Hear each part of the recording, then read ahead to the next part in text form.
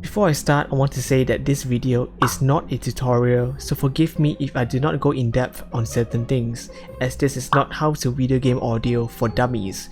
Nevertheless, sit back and enjoy, and have a nice day. Yes. Supreme Camera Quality. Greetings everyone, it's Cyrus here. For this video, I'm going to talk about my experience and perhaps work process in the video game industry in Malaysia.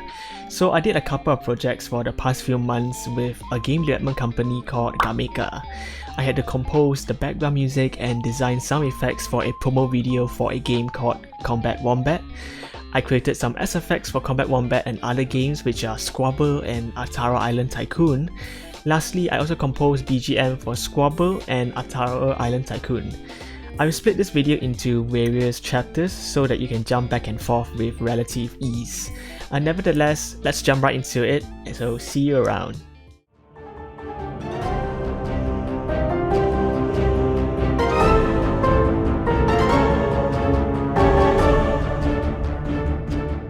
Alright, let's start off with the score that I composed for the Wombat promo video. So whenever I start a project, I would always have a template ready. So for this instance, I have a template for the BBC Symphony Orchestra by Spitfire, which by the way is a free plugin. Or at least the basic version of it is. And for a free plugin, it does a bloody good job. So I would highly recommend it. So this is how the plugin looks like when you first expand it. You have the different sections of the orchestra with some pretty helpful descriptions of the different sections. You have the expression controls, you have your reverb, and as well as your different articulations. So what I did here for my project is that I expanded the plugin into different tracks, containing the different sections of the orchestra as well as the different articulations. For instance, violin 1 you have legato, staccato, and pizzicato. Yeah, having a template like this actually smoothens my workflow and it just saves time really. So without further ado, let's now go into the actual session for Wombat promo video. So yeah, I'll see you guys there. So here's my session for the BGM, and as you can see here, I have the clip open up, and the clip's in black and white, and it's not the official product. This is called the Enigmatic, whereby it's sort of like sketches for the end product, and this is what I have to work with, not just for advertisements actually, for even the video games themselves. I'll be given sketches and still images that I have to work with, but that's usually good enough especially for the video games, because it allows me to get a rough idea on the mood and atmosphere. So before I get to the tracks themselves, I want to explain my spotting process. And for this project, I came up with a short formula called EMMA, which stands for Era, Mood, and Action. So for Era, it's basically the time period that this clip is set in. So it's basically military, like World War II kind of vibe. And the atmosphere or mood, since it's a war, it's relatively intense. There's some urgency to it. And last but not least, we have Action. Action is basically the specific points that I may want to highlight, So I put here tower explosion. That's where maybe I want the piece to start. You can see here. Then you got the Poodle Hill right here as he aims a gun to him. And last but not least, I may want the track to end at the big final explosion right here towards the end. So all these factors are important for me to gauge the tempo, the atmosphere, and sometimes even the time signature of the piece. It gives me a rough idea. So yeah, that's my spotting process. Alright, so now on to the composition itself. So for this track, I was heavily inspired by Joe Hisaishi. In particular, a track of his called Madness for Poco Rosso. So now, I initially didn't have any percussions for this track, and I wanted to submit it, without any percussion. So that's how it sounded.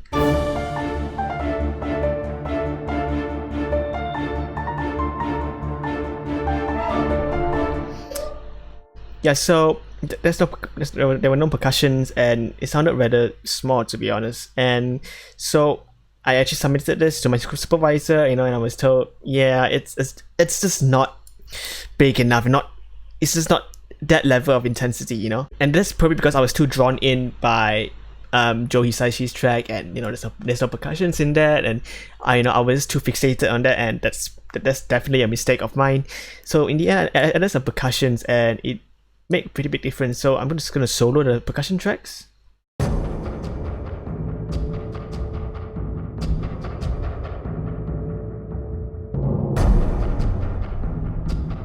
Yeah, so there was, as you can see, there is a lot of reverb and delay on the percussions, and that's I intentionally did that. That's because it creates this dark space that I yearn for. Alright, so now on to the lead instruments, which in this case are 3 patches of piano tracks, and so I'm just gonna solo the Steinway Grand first.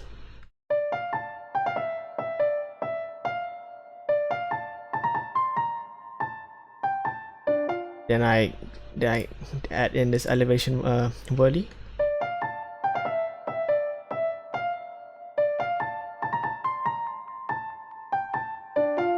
So this elevation whirly just gives it a synthetic sound, and it also has added reverb and delay. And last but not least, I added the laps piano.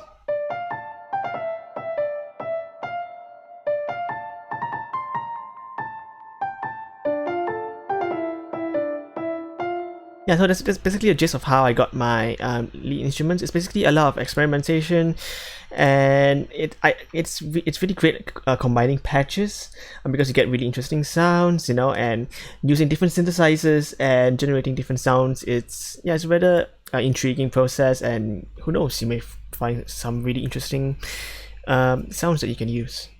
So for this project, I wanted to try something different. I wanted to break the conventional use of the orchestra, so I decided to add another violin 2 track to lay on top. In particular for this part right here. Let me just solo it for you. Right, and in context.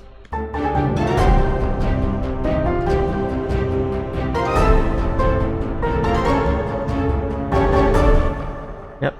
And the main part is actually this Labs short violin, which is from Spitfire as well, and it's playing the same parts as violin 2 here, but the difference is that it has a different sound to it that I really like.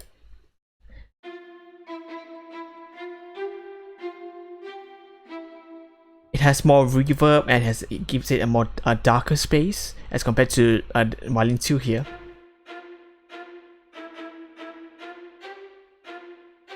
So yeah, it's I added more violin tracks. You know who says you can't have two violin 2 tracks? You know, I don't see a reason not to. And yeah, that's basically just part of the product of experimentation and just trying out different patches, like as I mentioned. So lastly, I want to talk about another contribution towards my big overall sound, and that's the use of non-orchestral instruments. So for this instance, I have pads from Spitfire, and I have 2 saw bass tracks from Tunefish, if I'm not mistaken, right here, and another free plugin. Whereas the other one has more overdrive to it.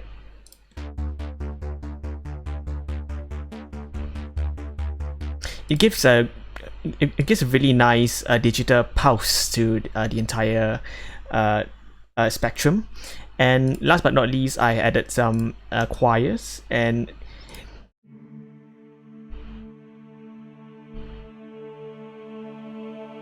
yeah, as you can hear, it's mainly in the background sustaining, but it does make a huge difference in the background.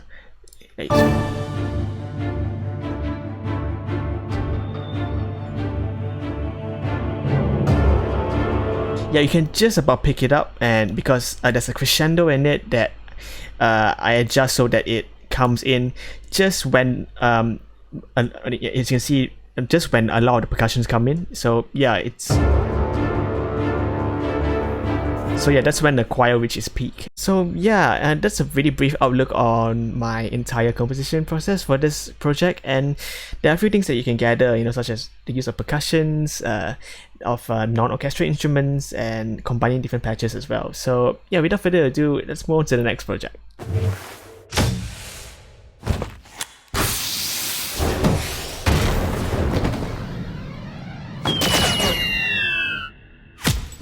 So here is my session for the SFX for the promo video, and there are a few sites that you can get your SFX from, for example SoundSnap. And if you can't afford any sounds, if you can't afford to subscribe to any website, you can always go to freesounds.org. And as a URL mentioned, it's free, but you have to be aware of the different licenses. For example, we have the Creative Commons license, whereby you can use the sounds as freely as you like. The attribution license, whereby you can use the sounds, but you have to credit the user that provided you with the sound. And last but not least, we have the non-commercial license, whereby you can't use the sounds for commercial purposes. So advertisements and even video games are a no-no. So beginning with my templates, the templates that I'm using is fairly simple. I have 3 different buses: ambience, SFX, and music, in which I send all the respective sounds to. And besides that, I have buses for long and short reverb. And last but not least, I also have 1 bus for delay. This monitor bus is, for me, is optional. Sometimes I would like to control the, let's just say, the overall volume without controlling the stereo out. So yeah, that's basically it. And that's quite a simple template. Alright, so beginning with the ambience tracks, this sequence essentially has 2 different environments. We have the exterior, kind of desert, and the interior, military base. So basically, I like layering my tracks together. That's because it sort of widens the stereo field, especially if you pan the tracks slightly left and right. And also for ambience tracks, when it transitions to different environments, it's always good to do some automation, as you can see here. So let's give it a listen. Oops, sorry, let me solo the tracks. It fades into the interior, and not long after, it slowly fades to the exterior sounds again. So yeah, that's basically the gist of ambience track. Depending on the sounds, you may or may not need to add reverb, but in this case, I thought they were fine on their own. So let's close the ambience track. And for the SFX, usually when you do SFX, it's not always as straightforward as inserting the sounds to the action. There's always context. So for instance, the alarm sound, I was told to place the alarm sounds not when the alarm comes in here, but way earlier, when the tower is destroyed. So for example, it sort of fades in before fading out again. Yeah, and in context,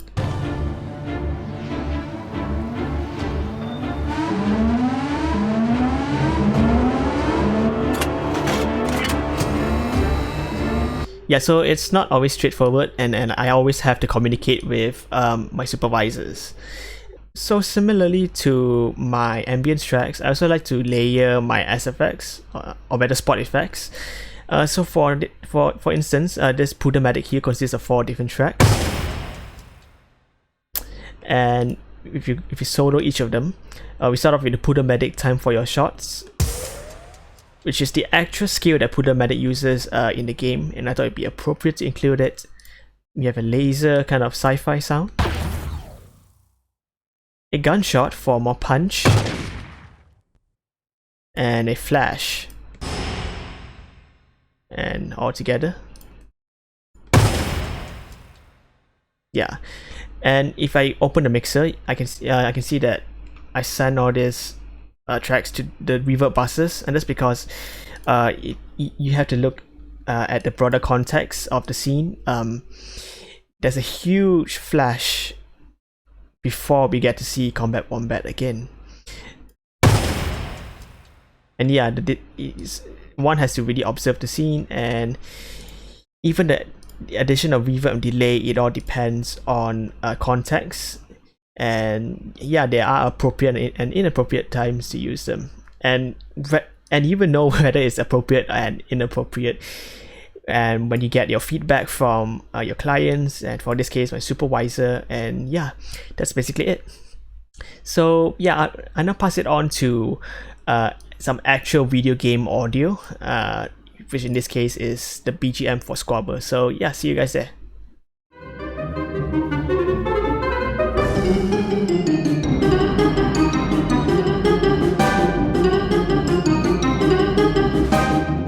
So this right here is my session for Brouhaha, which is a track that me and my good friend Crusade composed for the game Squabble.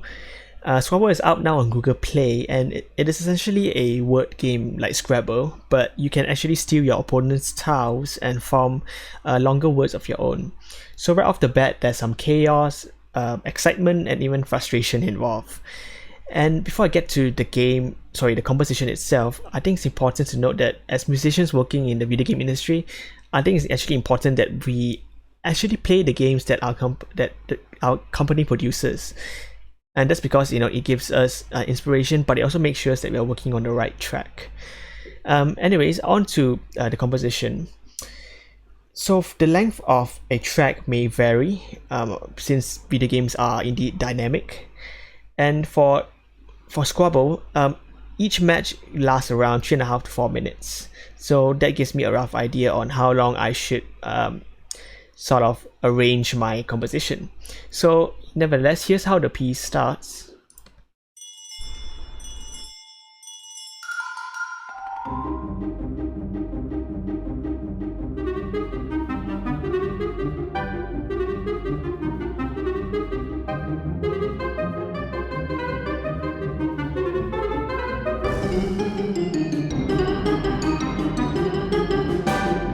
Yeah, so it sort of picks up from here, but there's only so much that you can build up, and eventually we want to get rid of some of that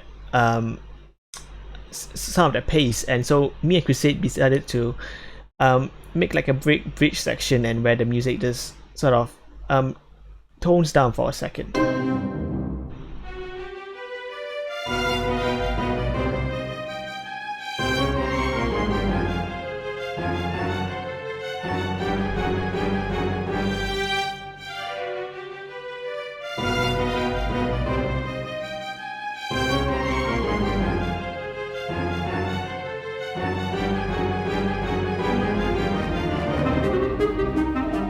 Yeah, so the music sort of dies down for a second before returning back to the normal pace.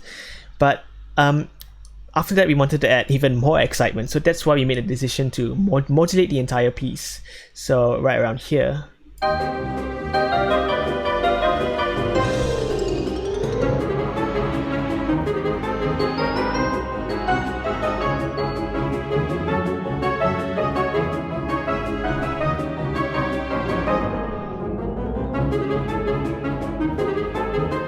So there's this concern: what if the match lasts longer than the composition? Will there just be no music at all afterwards? And that's basically when a looping comes in. So as we've seen from just now, the track starts with a countdown. But I don't want that for the loop. You know, it just sort of cuts the flow a little bit. And so instead, what I did is just mute the countdown and make sure that I start the loop when the marimba comes in around here. And I can set the region until the end of the project. So essentially, in the end, I end up with 2 tracks. One with the countdown and one without the countdown for looping purposes. And that basically concludes my sort of rundown of Squabble. And right now, let's move on to Atauro.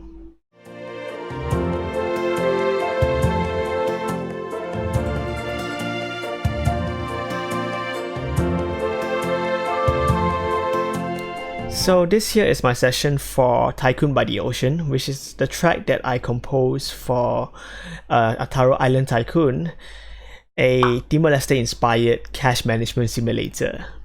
And this dwells into the realms of world music. And the thing about Timor-Leste music is that there's a lot of acoustic guitar in their music, and they have other instruments such as the soprano flute, which you don't get very much in the contemporary orchestra. So that's why I decided to use the piccolo instead as the lead melody. You have other instruments such as some hand drums. You can see my percussion right here.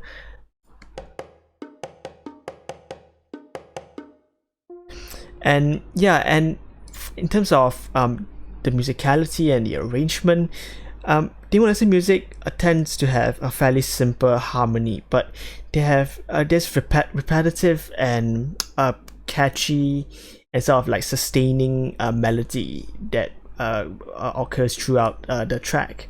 So for instance, you know, here's the chorus.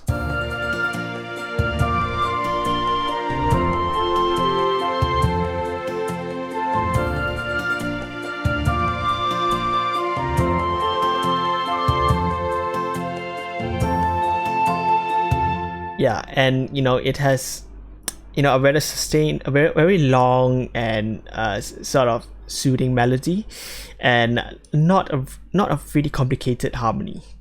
And as for the start, it starts off with this instrument called the charango, which is sort of like an Andean instrument.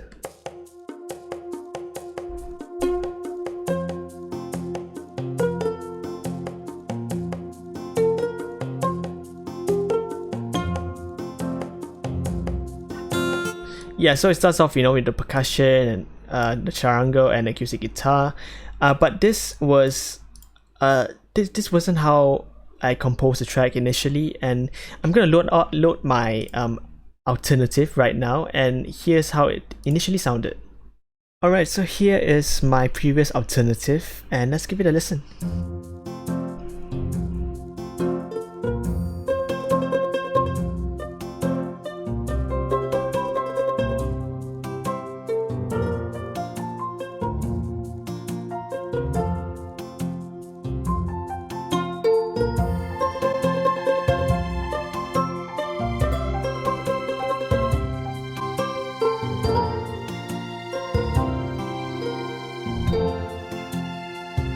Yeah, as you can hear, the charangos just didn't gel well with all these more sort of refined instruments, so that was a challenge. So balancing this whir instrument with the rest of the instruments in the track, and especially the strings, the intonation of the charango just didn't gel well with the strings.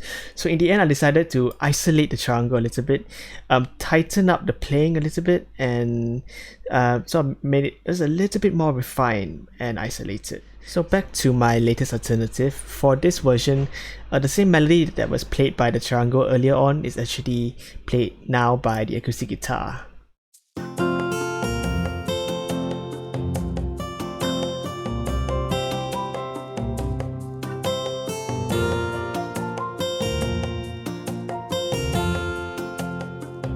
Yeah, and the acoustic guitar is actually a plugin called Amper Guitar. It's free and it does a way better job than the Logic preset. And I didn't remove the charango completely. I actually sort of included in the chorus in the background, very softly.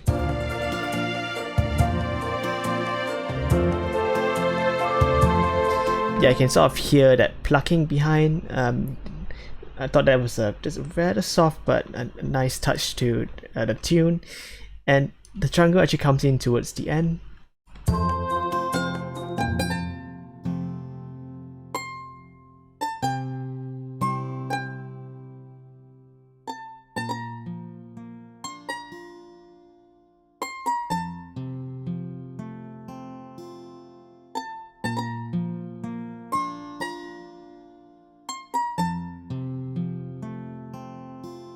Yeah, so at the end we have only the charango and acoustic guitar, the acoustic guitar, and the plucking is actually done by a MIDI effect called the scripter. So under the scripter you have the guitar strummer, and what it basically does is that it allows you to arpeggiate and also strum the guitar I would argue more naturally than than you go into your editor and placing down the different notes. So that's basically the gist of Tycoon by the Ocean, and right now we're moving on to the last section of our video, which is the SFX for Combat Wombat. So yeah, see you guys there.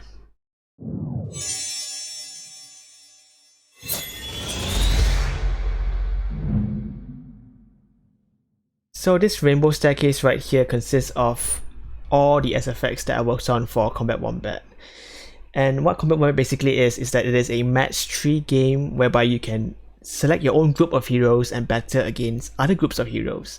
So just imagine Candy Crush but with a darker theme, and you can actually form your own ensemble of heroes. So yeah, so these are all the sound effects, and working with programmers is actually a very interesting experience because I essentially had to bounce out all these different sounds and send them over to a Excel sheet and from there the programmers will implement them to the specific animation. So the setup for my project is actually fairly simple. Whether I'm working on the home page, the store, or the drafting stages, all the SFX that I work on will be sent to these monitor buses. And if I open up the mixer, these yellow strips right here are also strips that I use to master my audio. And fun fact about video game audio mastering is that there is no clear-cut standard. And for example, YouTube, we have a standard of -14 LUFS. Well, it isn't that well defined in video games. So in the end, I set it with a loudness of -23 to -24 LUFS after some discussion with Gamika. Okay, I'm going to close that up. And let's look at the SFX themselves. So for video game SFX, you tend to want SFX that are fairly short but detailed. That's because you don't want the sounds to linger that long and sort of seeped into the other scenes of the game. And one way to change and alter your sounds is through modulation effects. So I'm just going to cycle this region and I'm just going to play this SFX right here. So yeah, it's a combination of 3 different sounds. And if I open up the mixer, I'm just going to solo 1 track and turn off the plugins. So this track right here is just a simple whoosh. If I turn on the flanger, it adds a bit of oscillation, but I also added a ring shifter, which basically allows you to control which frequency that you want to oscillate, and you can control the rate of it, the dry wet, and etc. So I'm going to turn that on, off, and on. So yeah, it adds more oscillation to the sound. And another way, because I tend to reuse sounds a lot and I don't want to make it blatantly obvious, so one way to add a bit of variation is through transposing your tracks.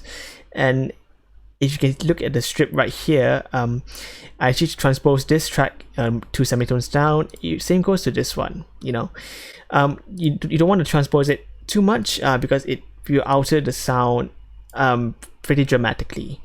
And yeah, that's basically my work for Combat Wombat, and yeah, that's basically it. So that basically sums up some of the work that's being done behind the scenes as a video game music composer and sound designer. I am aware that there are many things that I could have covered in this video, but due to time constraints, I wanted to keep things just fairly short and simple. I could honestly go on about video game audio for hours and hours, but nonetheless, I just want to end things here, and hopefully you enjoyed the video and got some great insights on video game audio. Have a nice day, stay safe, and take care. Peace.